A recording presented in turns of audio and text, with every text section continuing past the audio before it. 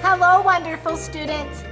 Has there ever been a time in your life when you have been frightened and then you found out what you were scared of was actually something wonderful? Well, that has happened to me before, and in this story, it happened to a character named Little Mouse. This story that I'm about to read to you today is called The Very Snowy Christmas by Diana Hendry.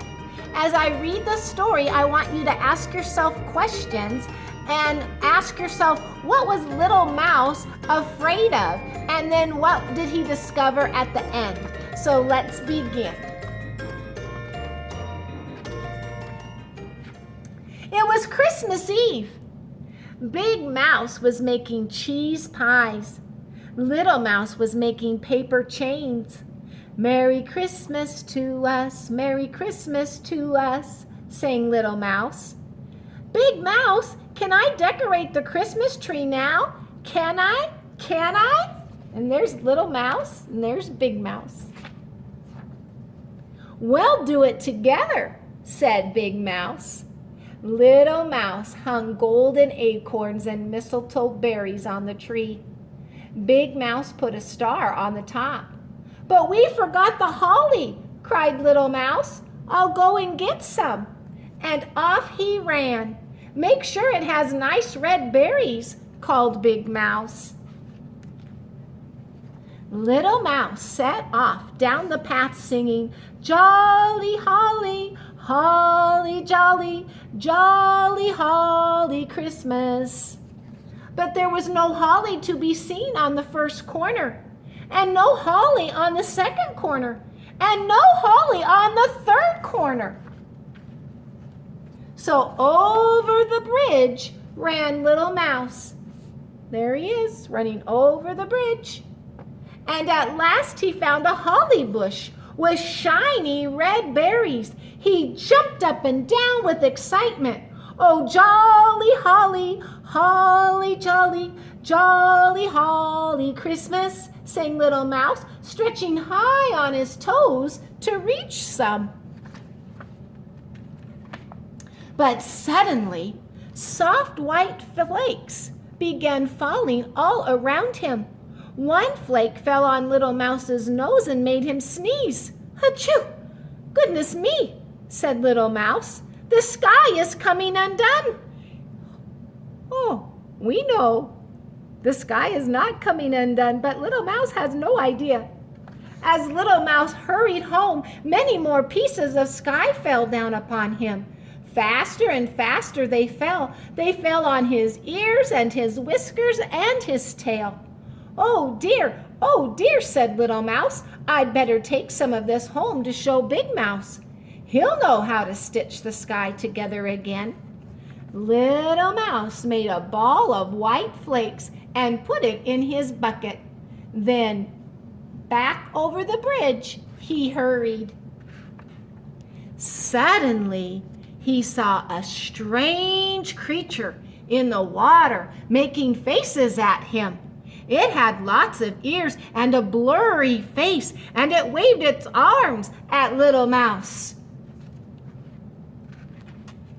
Ooh, it's a mouse nest monster. He's thinking it's a monster. Squeaked Little Mouse, and he fell on his bottom. Oh, I wish Big Mouse was here, he cried, scrambling up.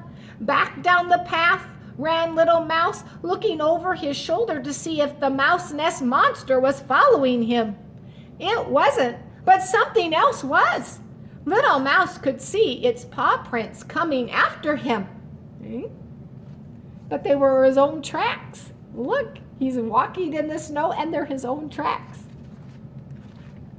Eek! Help! Eek! Squeaked Little Mouse. Now there's an invisible monster chasing me. Little Mouse ran up and down and around in circles to escape, but the paw prints of the invisible monster went up and down and around after him. He doesn't realize that they're his own prints.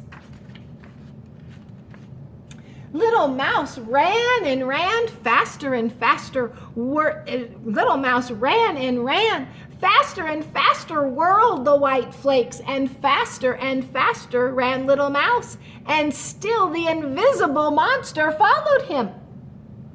At last, Little Mouse saw his house, but there in the garden was a huge white mouse. "Oh, no, no, no," squeaked Little Mouse. "Another monster waiting to catch me." Little Mouse trembled and began to cry. He is so frightened, but we know what it is. But then the front door opened, and there was Big Mouse. Little Mouse leaped into Big Mouse's arms. Big Mouse," he cried. "The sky has come undone, and look," he wailed, pointing to the paw prints. "An invisible monster has been following me, and there was a terrible mouse nest monster in the water, and now that scary white mouse is staring at me." "Oh, Little Mouse," said Big Mouse, "the sky hasn't come undone.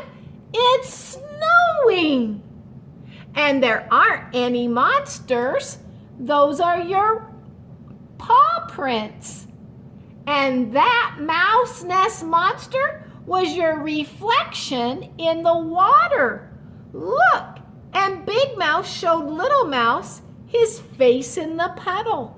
So what Little Mouse was frightened of, it was his own reflection and his own little paw prints. Poor Little Mouse. "And this is a snow mouse I made to welcome you home," he said. "Let's make another." And so they did. "Snow is magic," cried Little Mouse. "Yes," said Big Mouse. "Santa Claus likes snow too." Little Mouse jumped up and down. "Will he be here soon? Can I hang up my stocking now?" "You can," said Big Mouse. "Let's go and get warm first."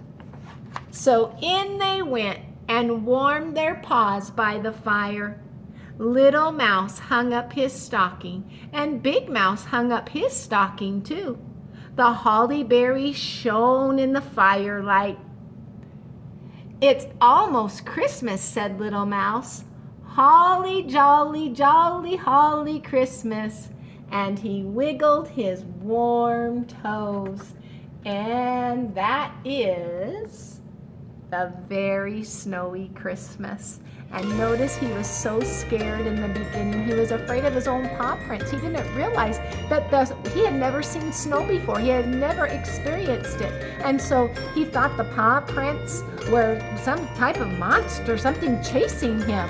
And his reflection, it was his own reflection and not a monster. So then he realized how special it was. So boys and girls, I would like you to think of a time you were frightened and write about it and draw a picture about it and turn it into us on canvas. Have a wonderful day, and also if you have time, listen to this story again and take an AR quiz to continue growing your brain. Keep reading and have fun. See you at the next lesson. Bye-bye.